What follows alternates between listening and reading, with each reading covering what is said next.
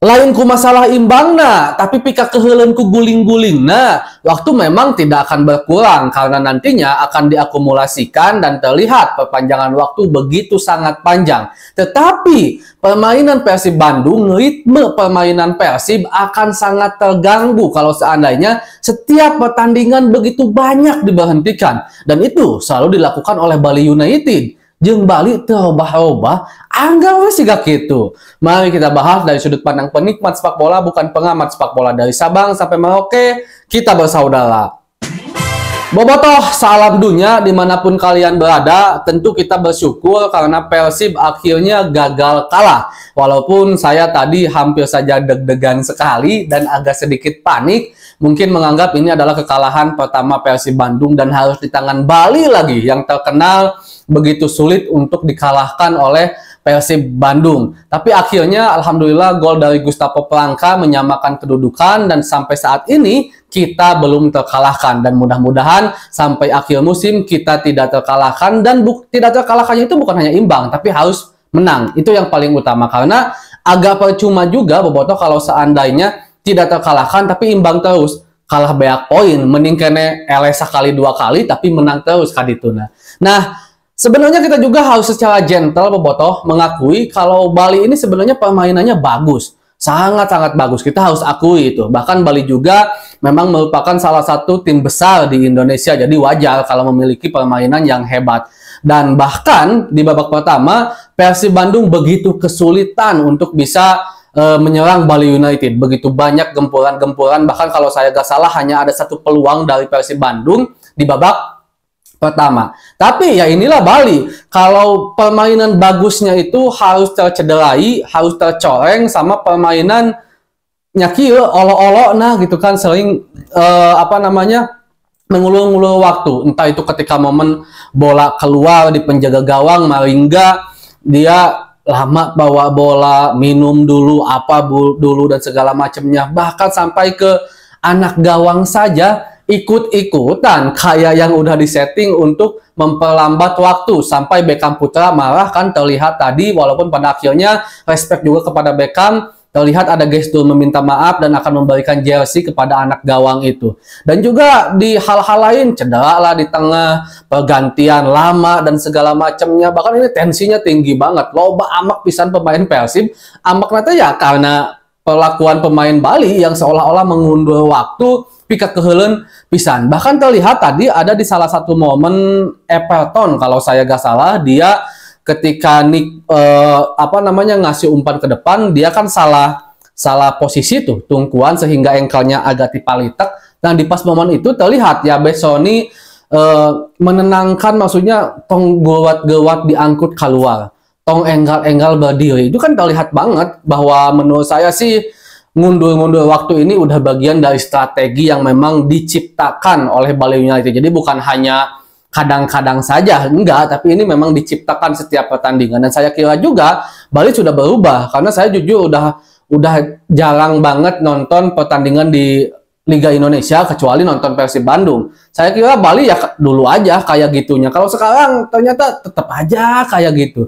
Itu yang bikin kita jadi kehel gitu kan. Dan yang jadi masalahnya juga, ini tuh sangat mengganggu ritme permainan Persib Bandung. Beberapa kali ketika Persib lagi asik menyerang, banyak sekali peluang, Bali benar-benar tertekan, harus berhenti lagi, tiis deui karena ya penguluran waktu dengan cara cedera dan segala macamnya, walaupun wallahu alam juga apakah cedera benar atau tidak. Dan ini tentu mencederai, sekali lagi mencoreng bagi Bali United yang memang memiliki skuad yang bagus, tim besar, tim papan atas, permainannya bagus juga. Kalau seandainya bisa bermain lebih fair play, mungkin Bali akan lebih dihargai dan akan lebih diakui sebagai tim besar. Dan ini bukan ke Persib aja, hampir ke semua tim di Liga Indonesia Bali itu selalu kayak gini strateginya. Dan sekarang kita bahas tentang Persib Bandung. Dan Persib di babak pertama harus kita akui agak sedikit terserang. Dan mungkin yang akan terjadi ke depannya inilah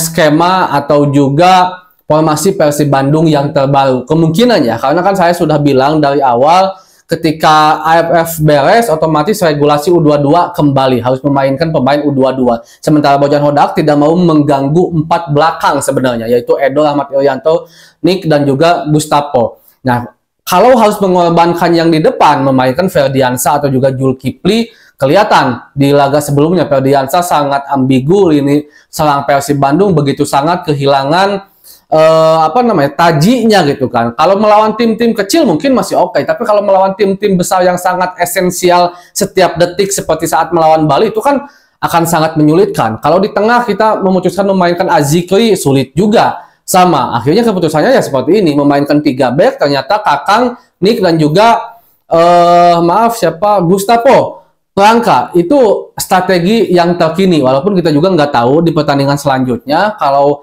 melawan pemain tim-tim yang agak sedikit ya bisa dibilang tidak terlalu bagus, apakah kembali ke 4-3-3 dengan memainkan antara Kakang di kanan atau Robi atau pemain depan. Tapi seenggaknya ini adalah gambaran. Dan di pertandingan hari ini sebenarnya menurut saya permainan cukup berimbang ya. Bali juga main bagus, kita harus akui itu. Terlepas dari drama-drama yang selalu dilakukan, Bali memberikan perlawanan kepada Persib Bandung, dan Persib juga memiliki mental yang luar biasa. Bagi saya sangat terlihat mental juara sekali. Kenapa? Karena ini bermain di kandang Bali. Tidak mudah untuk Persib Bandung bermain di kandang yang didukung oleh banyak penonton, yang saya juga mengharapkan mudah-mudahan Bobotoh bisa kembali seperti dulu lagi. Banyak sekali yang nonton ke stadion, terutama saat melawan Dewa tuh. Mudah-mudahan kita bertemu nanti di stadion Bobotoh, tong hilap toel kalau bertemu. Dan di pertandingan hari ini skema permainan Persib Bandung menurut saya cukup bagus, nggak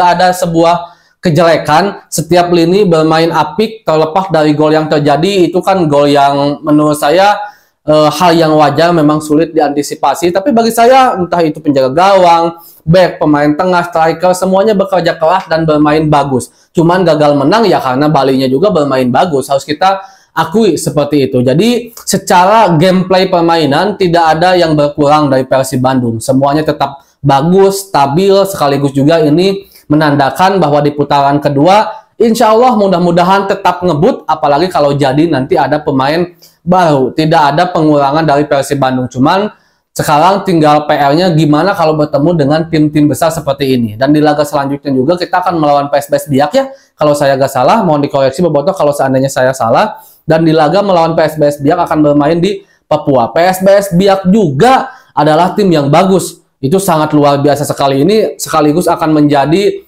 tantangan dan juga bentuk penilaian kita ketika Persib bertemu dengan tim-tim besar, apakah sekarang bisa bersaing atau tidak. Cuman memang dengan tidak adanya Beckham Putra ini agak sedikit mengurangi kreativitas Persib Bandung. Ya mau tidak mau Beckham Putra harus dicadangin karena regulasi U22 udah kembali seperti yang saya bahas tadi. Dan ketika Beckham akhirnya masuk di babak kedua, lagi-lagi kreativitas Persib itu muncul karena Beckham ini harus kita akui memang mungkin banyak sebagian orang yang menganggap Beckham ini memiliki kekurangan karena kecil badannya. Tapi dari segi kreativitas, bagaimana cara bermain, dan juga ngototnya Beckham itu luar biasa sekali. Terbukti beberapa kali sangat merepotkan, bahkan Yabesoni karena kartu merah juga karena kerepotan dia meladeni permainan Beckham Putra. Padahal Yabesoni secara permainan kita harus akui bagus, terlepas dari kontroversi kartu merah yang seolah-olah ingin menyelakai Beckham. Tapi di luar itu memang bagus juga, harus kita akui. Dan mudah-mudahan aja Persib bisa benar-benar kembali beradaptasi dengan skema yang ada, yaitu skema yang maksud saya harus memainkan U22 di atas lapangan. Mudah-mudahan benar-benar terbentuk sebuah komposisi yang mantap walaupun ada pemain U22. Jadi jangan sampai pemain U22 itu hanya jadi beban. Mudah-mudahan aja kayak Bali tuh, banyak pemain muda yang memang menjadi tulang punggung bagi timnya, bagi Bali. Dan mudah-mudahan aja regulasi U22 ini pemain yang dimainkan benar-benar menjadi tulang punggung, bukan hanya asal salat untuk dimainkan saja setengah babak. Segitu dulu untuk pembahasan hari ini Bobotoh. Assalamualaikum.